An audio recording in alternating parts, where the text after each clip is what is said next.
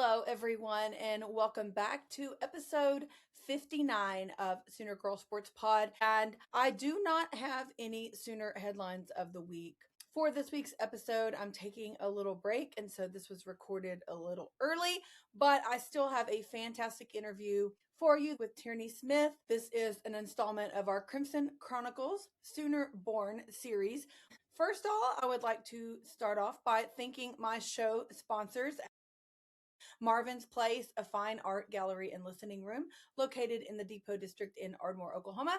Come experience amazing artwork, and on Friday nights, visit the Listening Room, an intimate, unplugged venue. They host singer and songwriters on Friday evenings from 6:30 to 8:30 p.m. Relax with a glass of wine or craft beer and enjoy some wonderful music. You can find out more about them, view all of their art in the gallery, and see their show schedule for the live music on their website at marvinsplace.gallery. Also sponsored by Therapy to Go in Ardmore, the funnest place in town to drive through for a drink, and you don't even have to get out of your car. They have a large variety of spirits as well as fountain drinks and snacks.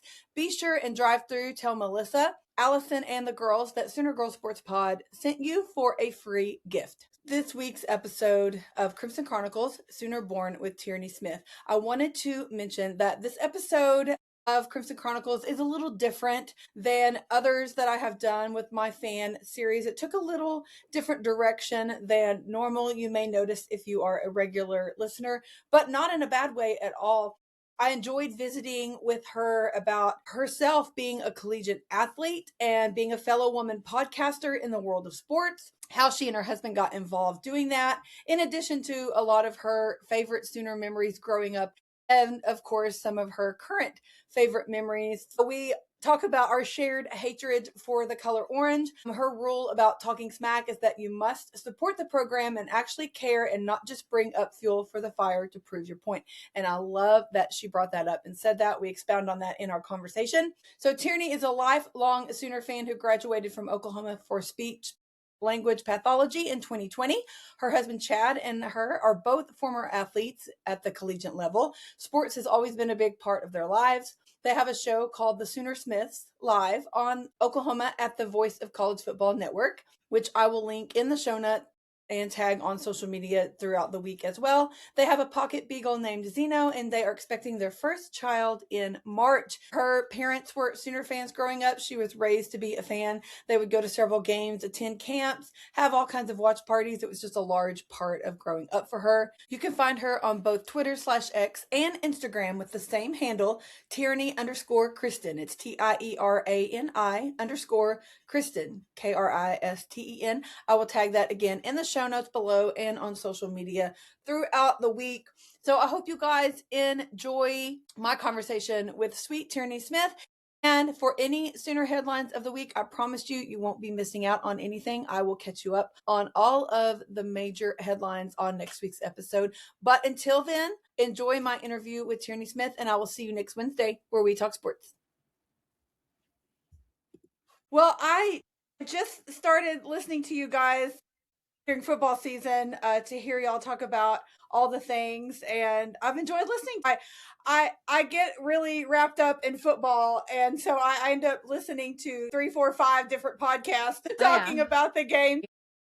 Of course, the Oklahoma breakdown is like a staple, but I've picked up a few along the way, and some I listen to pretty regularly most of the time, and then others I'm just like, well, if it was a really good game or a really bad game and I'm not through bitching about it or something like that. So, but it's always nice to have options because I feel like we all have different missions or goals with our podcast and what we do. And I mean, I think it's important for everybody to have their space and do their thing. So, I mean, I realized what I do is a little more broad, where I do try to cover every sport that I can and get athletes and coaches across the board. And then I do my Sooner headlines of the week where I do a rundown of all the sports. But a lot of people like that because they're like, we don't know what's going on or we don't follow all of the accounts. So it's cool to kind of get it in one place. I feel like I said, we all have different goals and audiences and purposes. And I think it's important for all of us to take up our space.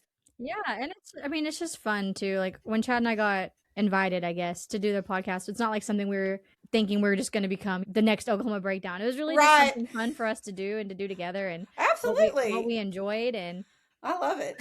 And one thing that benefits us too, because you're right. I mean, so many of the podcasts out there really do just focus mostly on football, and ours is technically supposed to, because we're the voice of college football on the network.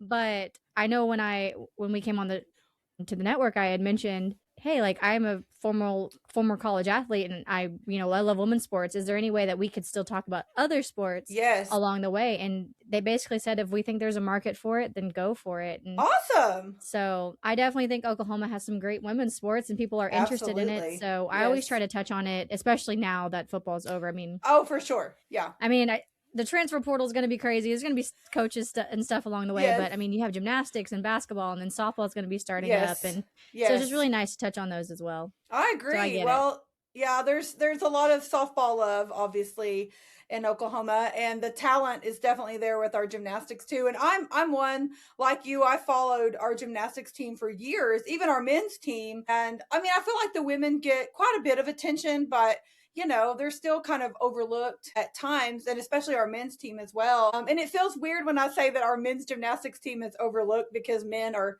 usually never overlooked, but they kind of are. So I've enjoyed getting to know some of them and following them and promoting them as well. But yeah, there's plenty to root for and promote in Oklahoma for sure. Absolutely. And gymnastics is starting to get, some bigger audiences, and that's deserved. But when you look at the SEC teams and you look at their crowds, it just, we can't even compare. And our girls are the ones who deserve it more. No offense to those other programs. I agree. So it's just kind of been like a mission to try to get that Lloyd Noble Center just packed and crazy for them. I agree. I feel like our gymnastics crowds are getting there. But last year at LSU, I believe it was, I remember watching that meet on TV, and I was like, holy smokes. Like you said, their crowds, and they were so into it, and so many people. And I was like, holy cow. So I really do hope that can be more consistent for our girls. Like you said, I feel like last year, I think I only made it to one meet last year, maybe two, but I felt like the crowd that was there when I was there, it was pretty full. And so that made me happy. The lower bowl has been pretty full for the most part, like the lower side. Just getting that upper full as well. But, one step at a time. I know at LSU specifically, when we talked to KJ at a practice, we were talking about the same thing, like how loud the crowd was. And all that. And she said, that's an advantage, because when the crowd's that loud, the beam literally shakes. Wow. And she's like, so that's just like an extra element that you're having to deal with. She's like, so if the crowd's that loud when you're like the opposing team is performing, which is not, I thought it'd be like against gym etiquette. I don't know. I didn't do gymnastics. She's like, no, it's perfectly okay to be yelling when the other team is going. Nice. Okay, well, good to know. Versus like when your team's going, it's more like golf claps. Just kind of taking it in, and then the moment she's done, you can go crazy. But it was really interesting to hear that, because I was like, oh, I can do that. I didn't know that. I didn't either. That is really crazy to think about, that beam shaking, because I've talked to several of the former gymnasts on the show, and just talking to them about the beam and how wide or how not wide it actually is. People don't realize it's like the width of an iPhone. Oh yeah. And that's insane to me. And so to think about it shaking really gives me anxiety. So I can't imagine. Oh, yeah. When we went to a practice, I wanted to ask, like, can I just walk across it? Like, I promise I won't sue. Like, I won't do it if I fall off. Can I just walk across it? But I forgot to.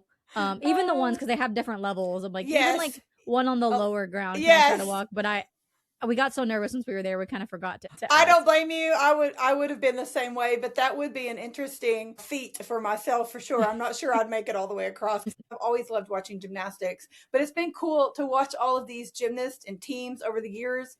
And now they've won national championship after national championship. And I'm just like, I watched those girls from day one, and that's really a cool experience to see. So I am excited for a gymnastics season for sure. It ought to be a good one. And we've got some good teams coming into Norman. Oh yeah, we definitely do. Chad and I went to just about basically every home meet last year, and so this year we just decided, like, why don't we just get season tickets? Like, that makes more sense. Absolutely. So we did get season tickets. Now I don't know how comfortable I'm gonna be. I know, right? The season really gets going, but that's fine. We'll make it work, or we'll find somebody who wants to go, but we don't live in Norman either. So that's another thing. Like we would love to go to more events. I know. Yes. Especially it gets hard too. Cause like a lot of basketball games too can be like during the week. Yes. And by the time we get off work, we can't make it down to Norman. And yes. So, I mean, I watch on TV. I know that's not really doing a ton. I know, but I'm right there with you.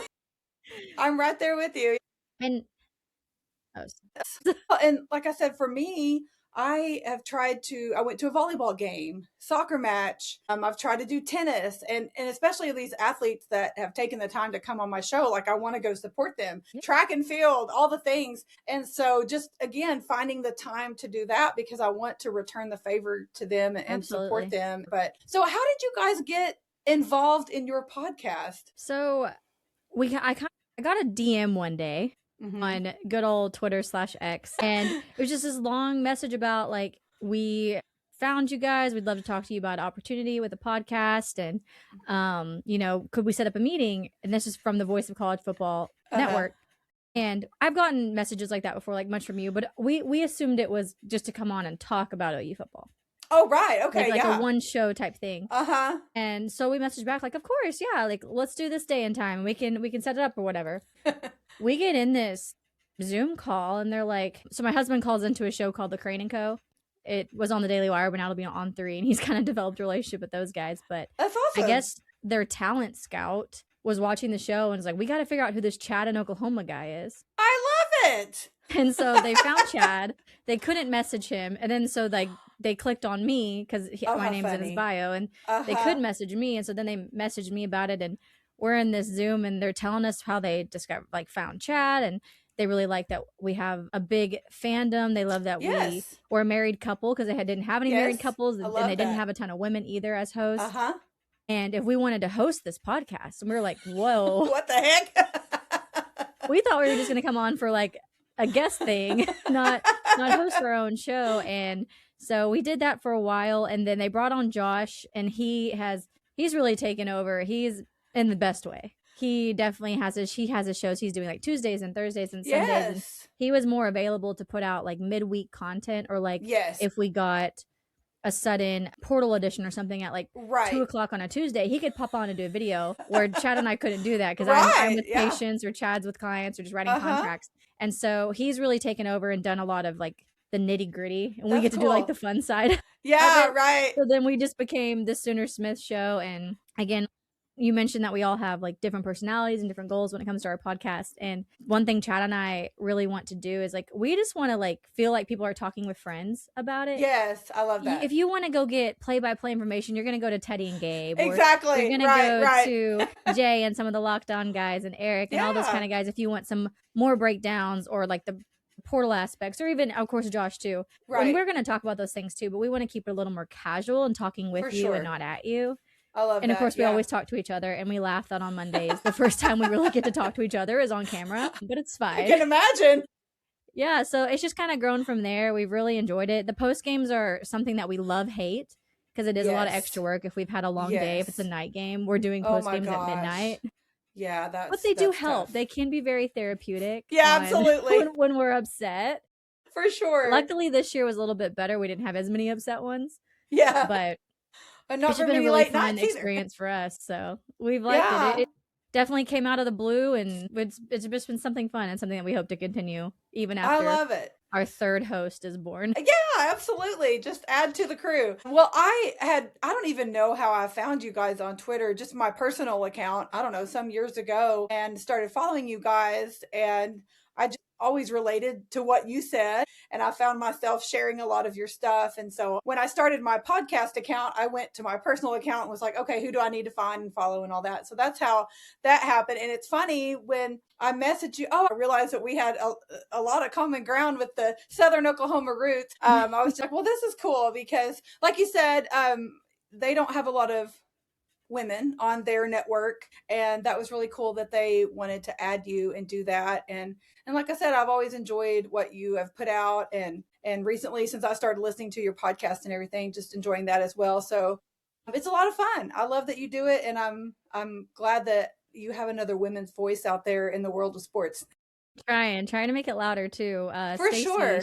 She's a loyal listener. She's one of our only females. And so she's always every week like sharing our videos being like, come on, we need more females in this chat. I love it. Yes, absolutely.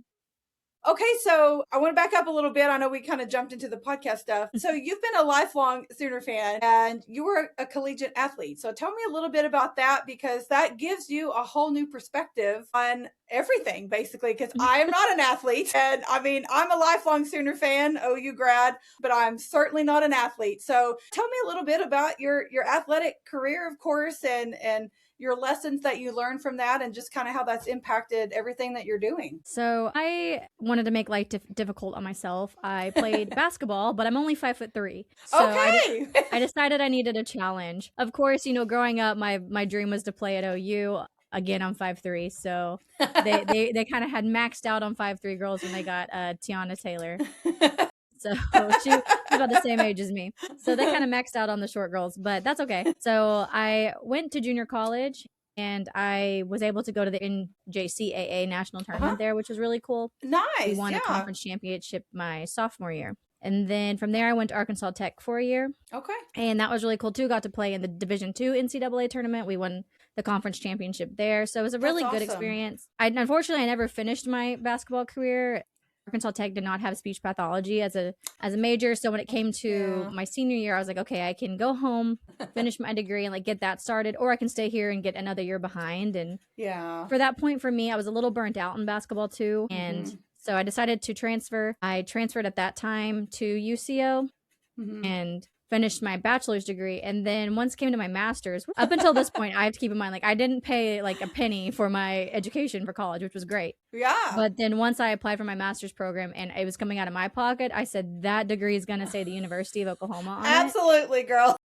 And so I then went to OU for my master's and graduated in 2020. And I don't regret it to this day. I have my degree. You can't see it on the wall. But it's up there. It's framed in its red frame. I have mine too. And it's not that I'm not proud of my other degrees, but that one just, means a little bit more. Absolutely. And it's more letters as well. Absolutely. It's so, I mean, being a college athlete, it does kind of change your perspective on things, especially when it comes to NIL, which NIL can be a great thing. But for myself, for my husband, who is also a college athlete, we were just happy to get our education paid for. Or we were happy when they took us to the bookstore and said, get a hoodie and a t-shirt, or here's your budget, go get something. Like, those were things we were grateful for. And not to say that that's bad or like athletes shouldn't to an extent get some money, but when you start hearing about some of the things that happen behind the scenes, you're like, okay, come on. I know people are both JUCO people, so hearing that they want to give extra years for JUCO, it's like, I'm sorry, like no. There are things like that kind of change your perspective a little bit, but for sure, I will say, like, for a while it was kind of weird to watch OU women when I was in college, because I was watching girls I played with or played against, and I'm like, this is so true, kind of strange. And I couldn't watch it as much, or I'd watch other teams and see other girls I played with or played against while I was in junior college. I'm back on it now, though. Everything's fine. There's a little bit of like more, I would say, like heartbreak that I couldn't be out there. Absolutely understandable.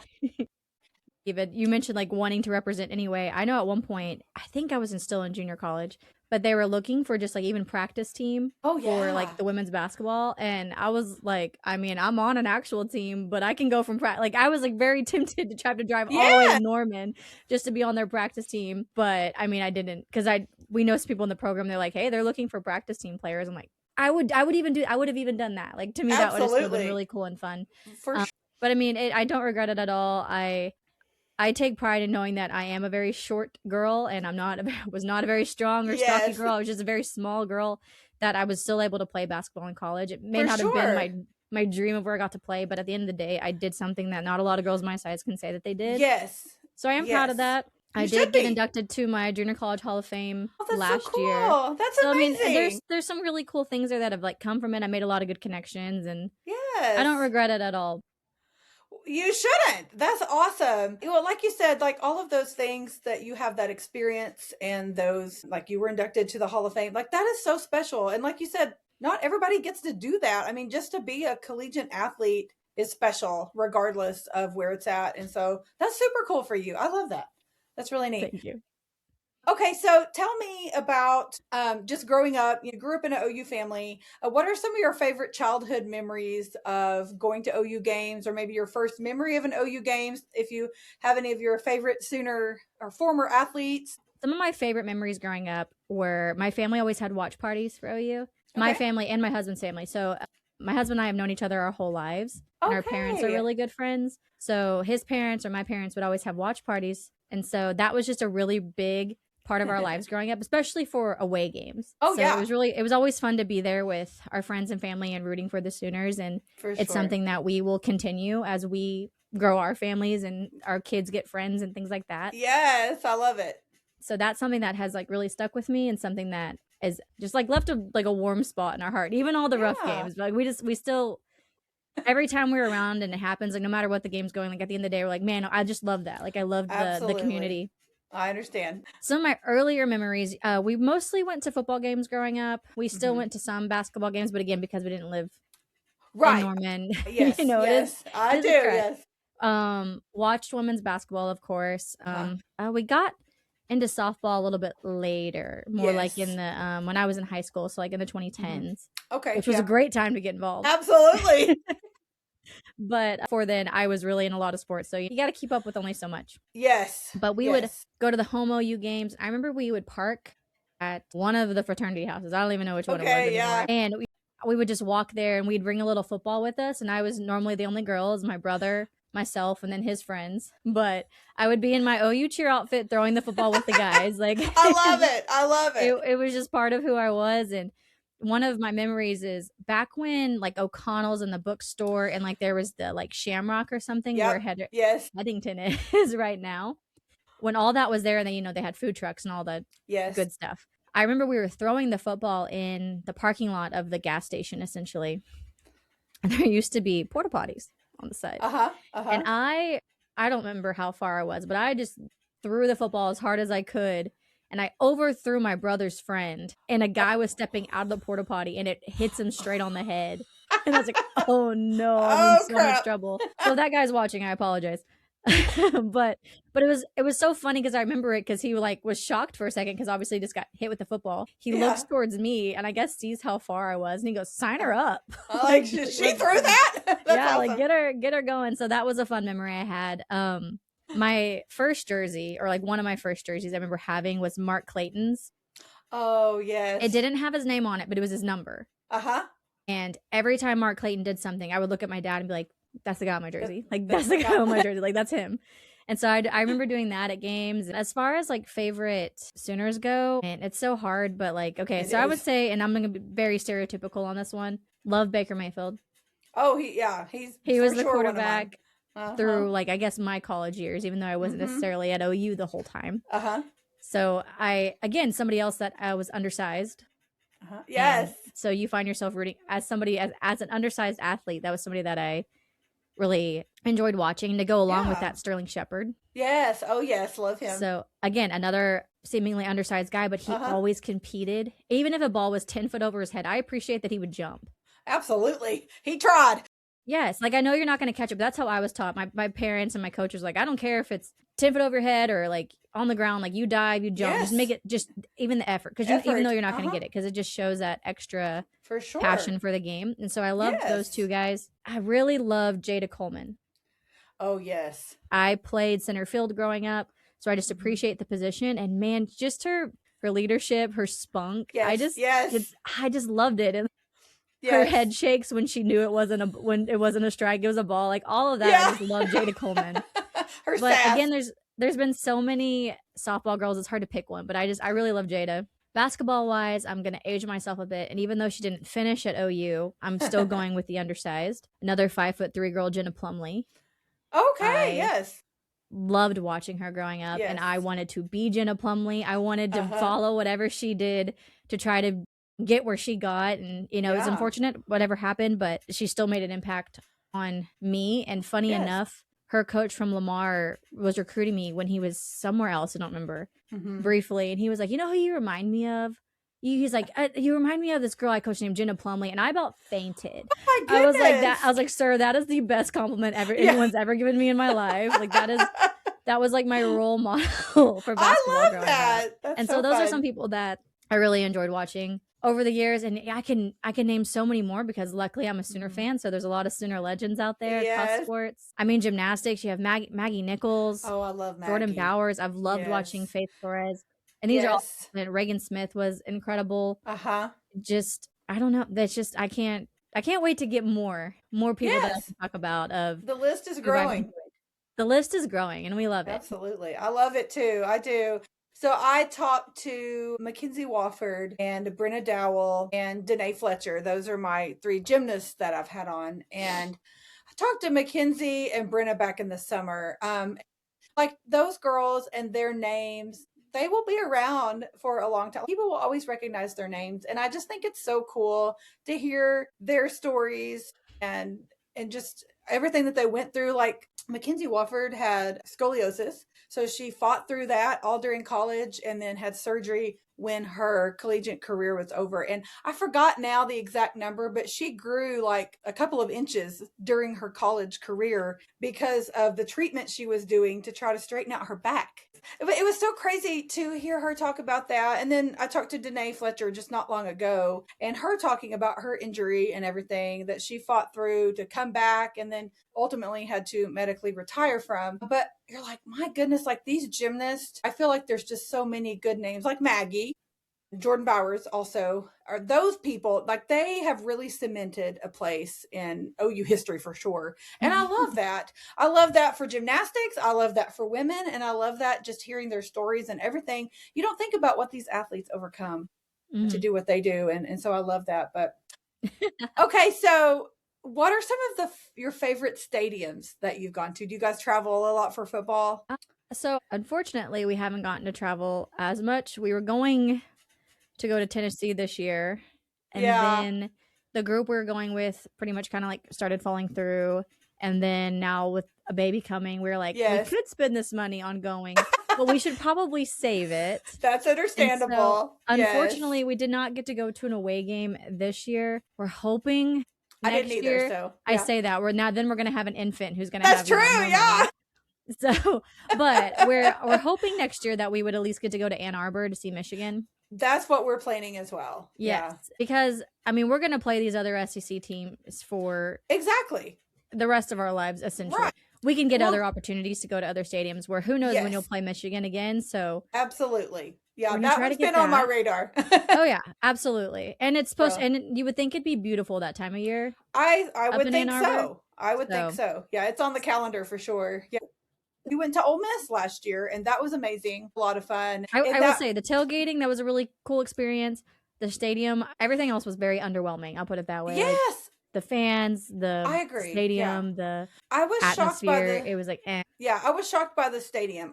Underwhelming. That's a great way to put it. But yes, the Grove and the tailgating and all of that was insane. I left there thinking we have a long way to go in Norman, because I had people asking me, oh, hey, we're planning to come to Norman for the game, which was this past October. Give us some tips, or what should we do? And I'm like, oh gosh, our tailgating is terrible, which I feel like this past season, it's 100% better. It was so much better. So I'm glad that it was.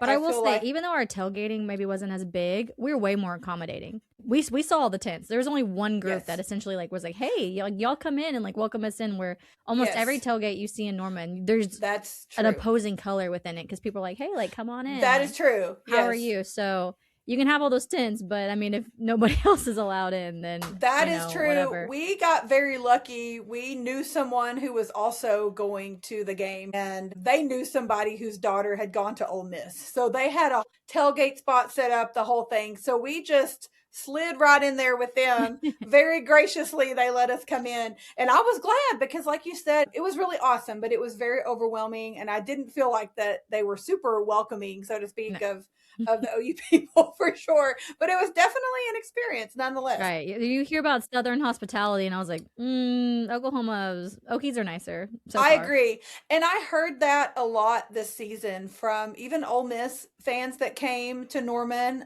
LSU fans that came to Norman talked about how friendly everybody was and welcoming, and that was good to hear. I like to hear that. Absolutely. And you always see that anytime that there's opposing fans, you almost always find somebody on X that were like, here's my experience in Norman. Yes, that's so true. And what made it great is the people are welcoming. They'll help you, you know, they'll give you good recommendations. They'll help you find where you need to go. They'll welcome you into their tailgate. They're telling you, welcome to Norman. I hope you have a great time. Like, don't get me wrong. Like, we talk our trash too, and people on people on Twitter can definitely, we're pretty unbearable on Twitter. I'm not going to sugarcoat it, but like in person, Okies are so nice. I agree. I don't think people truly understand that. And I mean, there was a Tennessee table. My mom kind of showed them like my sign I had made for game day last year. And she kind of like just laughed it off. Like, it wasn't like a rude thing. And as we're leaving, he was like, all these people are so nice. He's like, I just need somebody to like cuss me out or something. I was like, he was ready to throw hands. I was like, maybe by like at the end of the game when people have had a lot to drink, you might be able to find that. But up until then, we're pretty chill. For sure. I feel like if they want to fight somebody, they should probably go to Austin. That's one place I'll never go, which luckily we don't play football there and hopefully never will for a lot of reasons, but you'll never catch me in Austin.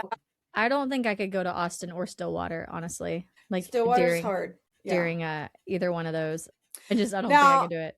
I do not do Bedlam football in Stillwater. That was a non-negotiable thing with my husband from day one. I had a very bad experience back in my college days at Bedlam in Stillwater. I actually left the game, I think it would have been 2002, in Stillwater, and I was like, I am never coming back to this town again. And I meant it at the time. And I didn't go back. I think it was like 2010 or so when I finally went back with him. But I said, I can't do Bedlam up there. I just can't.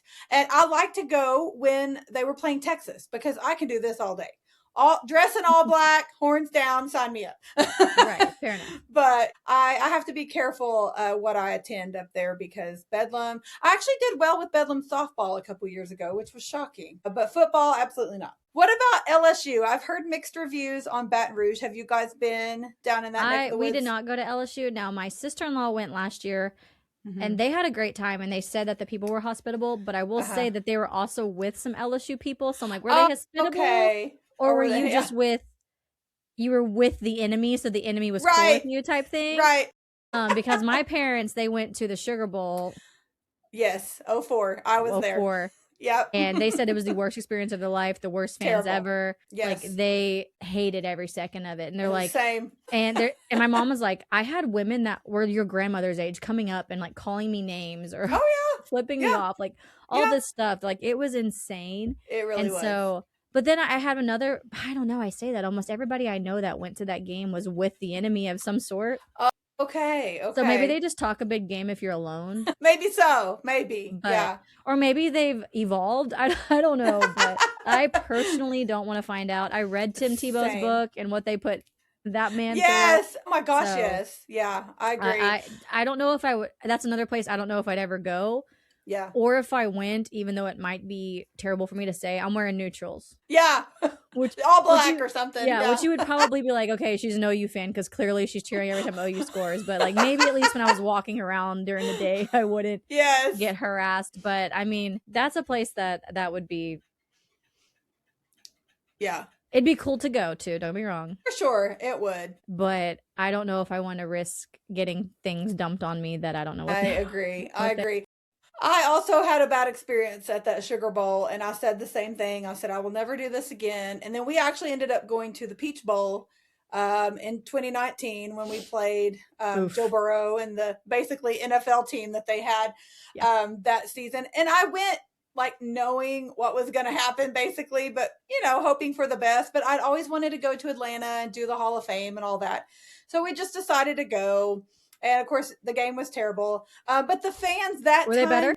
They were not as bad. I will say that. There were a few things that happened, but overall, it was nowhere near the Sugar Bowl level. But I think too. What if location played a?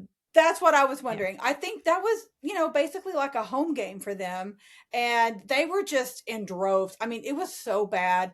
And I guess just the timing of the game around New Year's and the location, just all the things just stacked up against us, I think. And it was a very bad experience. But like I said, better experience at the Peach Bowl in 2019. But again, I'm not going to go to Baton Rouge. It's just not going to happen. So I was actually curious how it was going to go this past season when they came to Norman. I thought, how are those fans going to be up here in our neck of the woods? But I didn't have any issues with anybody. So again, I think maybe there was just a lot of things stacked against us at that Sugar Bowl game. But I don't plan on finding out about Baton Rouge anytime soon. I will say too, normally the fans that travel like to away games sometimes are a little more mature. I don't know. Yeah, that's so true. No, that's very, very true. They're not as maybe hostile again as people who are online only, which we have those fans too. Yes. Or just being in your own home environment, being a little more comfortable that way. Yeah, that's so true. Yeah. I mean, I know the people that I know that have traveled to away games, they aren't on Twitter running their mouth. Yeah, exactly. And two, like they're not confrontational by nature. So I just kind of feel like maybe that could have played a part in it too, because we didn't have any issues with LSU fans in Norman either. There were several at our tailgate, and they were all not our tailgate, but the tailgate we go to. Yeah, they were very, very kind. So.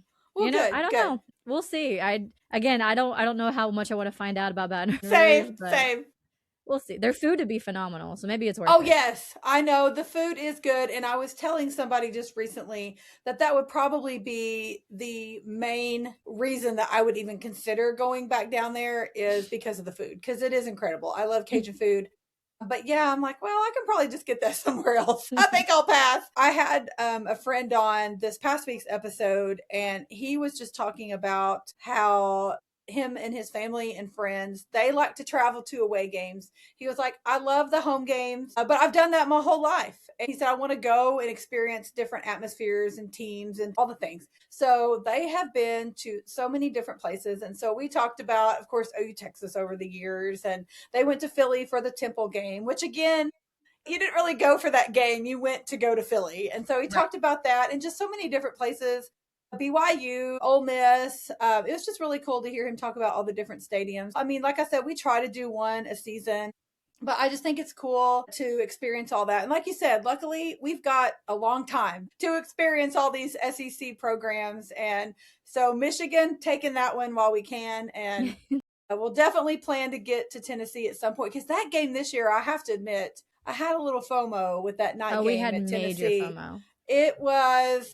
Oh my gosh. And especially after we won the game and it turned out the way that we did, I was like, oh my gosh. Pretty much once it, like we'd kind of come to terms with the fact we weren't going to get to go.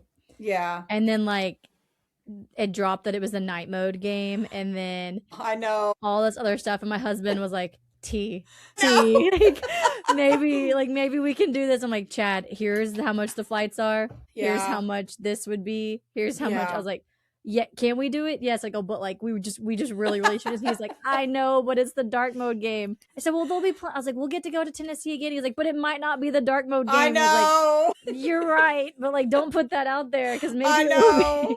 There's so many things to consider. So yeah, I definitely had major FOMO on that one. But when we had our CFP game, I was really rooting for the Friday night game for a lot of reasons. Mainly because that Saturday I wanted to watch all the games and be home, which it worked out. Others, But that game was incredible. And I would say a top 5, at least, experience that I've had at a game ever. Maybe top 3. And minus the outcome, obviously. Right.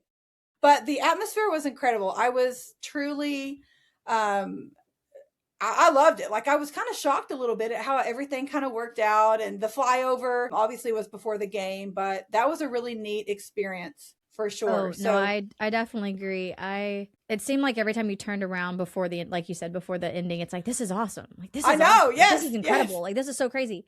And I mean, the light show on the field should be a thing every single time. Cool. That was absolutely so cool. Yes. The drones are cool. They just kind of take a while. Yes.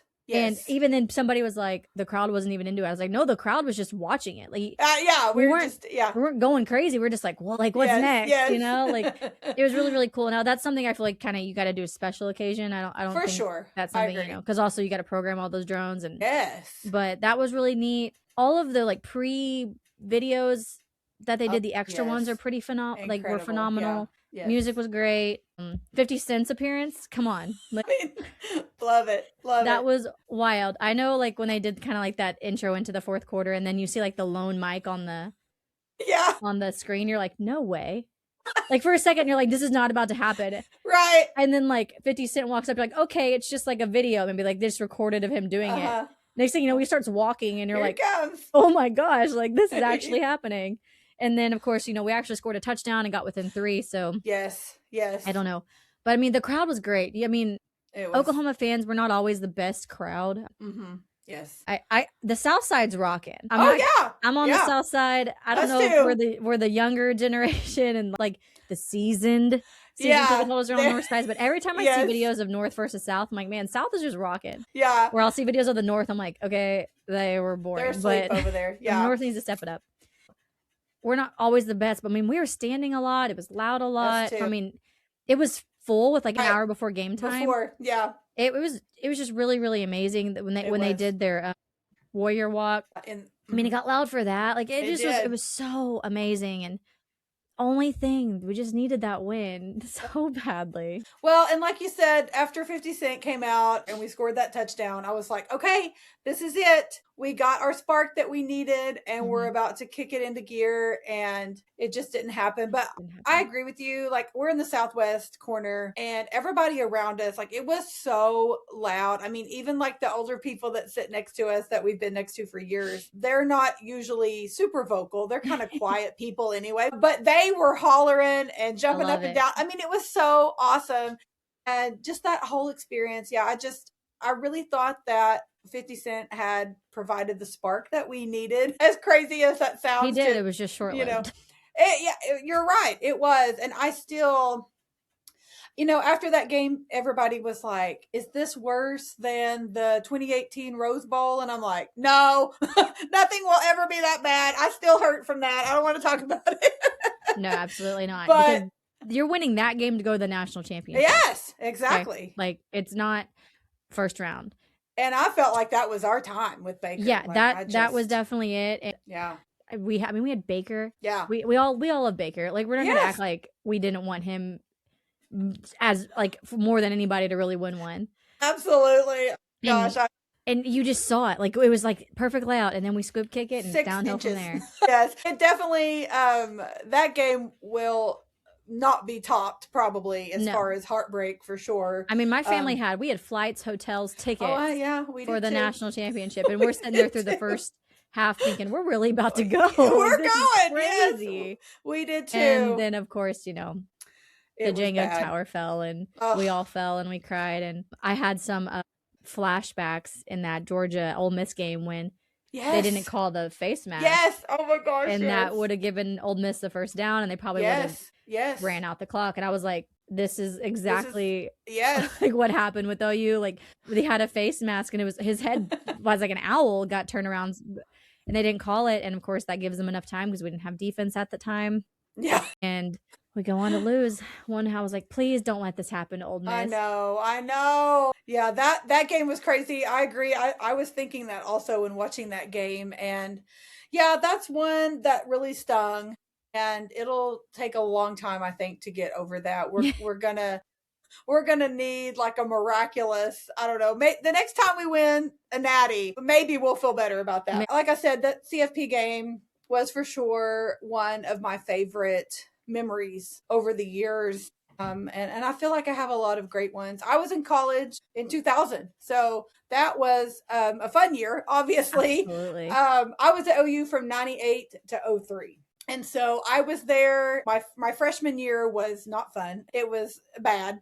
And then we hired Bob Stoops and had a good year and then win the national championship. And yeah, so I lived through so many great moments, memories, games, even with softball. I've seen softball come so far over a quarter of a century, and it's just cool. That's one of my favorite things about being a lifelong fan like yourself is we can look back over our life and say, look how far this has come. Look how far in what's happened in this time frame. And that's one of my favorite things to do, and reminisce and talk to people like yourself just about all the memories, because we all have so many that are special to us, for sure. Absolutely. A lot of heartbreaks too, though. But it's fine. We've really been through it. I know I tell people I was in high school, a teenager during the 90s, and that was a rough time. So, of course, we've been through it in the last, 20, 25 years as well. But I just tell myself, if I made it through the 90s, I can do anything because that was bad. And I know like a lot of people want to make fun of Oklahoma for like not winning a playoff game and like all this other stuff. I'm like, yeah, but a lot of these programs that are making fun of OU haven't even made it. They haven't, or definitely haven't made it as much as me. And I'm not saying that should be your goal is just to make it. I agree. We 100% need to win one of these suckers. Absolutely. But like, let's be real. Yeah. Like you're laughing when we've had way more success than you. Like, yeah, I mean, look how like, yeah, we might choke. We might be Choklahoma, but at least we make it. Right. Well, look how hard it is to make it. I mean, Texas had a good season and still didn't make it. Not that I want Texas to make it. I'm just saying, for example, like they had a great season and didn't make it. And yeah, it's hard to make it as far as we have and to win as many Big 12 titles as we have. And like, nobody will ever catch that. I mean, be real. No. Let's be honest. Like, it's just not going to happen. And so I know people can say, oh, well, you're talking about history or whatever. Well, okay, well, do you have something else better that we can talk about? Because I'm pretty sure nobody's going to do this. Nobody's going to replicate this. So, right. Yeah, I mean, I get it. We're loyal OU fans and we're always going to defend our school, but it's true. No, it's true. At least we made it. We've done what we've done, and I'm certainly proud to be a Sooner. I would much rather wear crimson than any shade of orange any day of the week. Yeah, not my color will. I found like an orange wash rag in our house because we're cleaning and organizing our home to kind of get ready for all the baby stuff that's going to make its way in. And I was like, yeah, not keeping that. You're like, where did this even come from? Yeah. And like, we'll get like orange cups from like restaurants or something and we'll take it home. I'm like, yeah, that's not staying. I mean, I'm petty. Like, no, I am too. The only thing orange in my house is on Halloween. Oh, for sure. Yeah. And even then I'm like, nah. Purple and black. But I got to add a little bit because pumpkins. But even then it's like, all right, that's it. I'm with you. The thunder, like the thunder stuff, I don't get orange. Black, I don't either. They're black or blue. Yeah. Blue, white, black, anything else. Same. Orange can be the accent color because whatever, but I will not get an orange shirt. Nope. I agree. I'm the exact same way, and I just can't do it. I was looking for a toothbrush last week, and the only toothbrush I could find in our house was an orange one. And I was like, I'm not using it. No.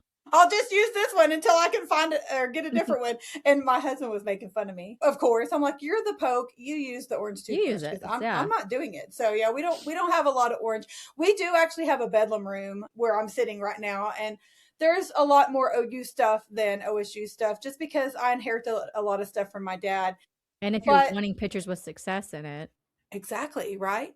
Oh, I know OSU fans will bring up wrestling and gosh, I know. And golf. Yes. I'm like, that's fine. And I'm for that if you've actually attended an event. We've actually have attended and supported those events, by all means, talk your stuff. But if you're just saying that just to say it and you actually don't even care. Right. That's where I draw the line. Because I'm like, that's a good way to put it. I always struggle with how to word nicely to tell people, how are you going to talk crap to me? Because I don't generally run around just, spewing my mouth, like you said. Right. Just, I'll defend myself. I'll defend my team, whatever. But for the most part, I'm not trying to stir the pot. But yeah, these people that are going to come back with this and that or whatever. Okay, great. I'm glad that your school is good at this, whether it's OSU or whoever. But yeah, have you actually supported that? Because are you just saying that? Are you just saying it because you know it's true? And that doesn't negate that it's true, but do you actually care? Like, cause, you're going to the football games, obviously. Most everybody cares about that. But yeah, have you been to a wrestling match? Have you watched your cross-country team? I know they have an excellent cross-country team, equestrian, things like that. But like, do you even care about those things? Do you just know that people like talk trash in a way who I know don't even watch like the main sports. I'm like, name 5 players on your team and they come at me. Like, yeah, exactly. Yes, for sure. Because again, like I'm not necessarily a trash talker. And like one of my like pet peeves is when people know how passionate I am and they aren't, but they want to poke the bear. And I'm like, don't do that. Because like, don't do that. Yeah. Because I know I don't want to hurt your feelings. But also, like, I know you don't. I know your level of support, and it's not mine. And yes, that's the thing. Don't go there. But I mean, hey, neither here nor there, I guess. But that's a me problem. That's a me problem. Well, I get that, but it's hard to find people that have the level of dedication and support because, like you said, we try to support a lot of different sports and. Good for us. I'm glad that we're able to do that. But that also, it says a lot about us and our fandom and our support of our school. And we got a lot to back it up. So, well, is there anything else you want to share or talk about before I let you go? I feel like we could tell stories all night. But oh yeah, probably for sure. I'm trying to think. Just because there's so many stories I could tell, it's like hard to like even I know, right? start that out. But I don't think so. Not that I can think about.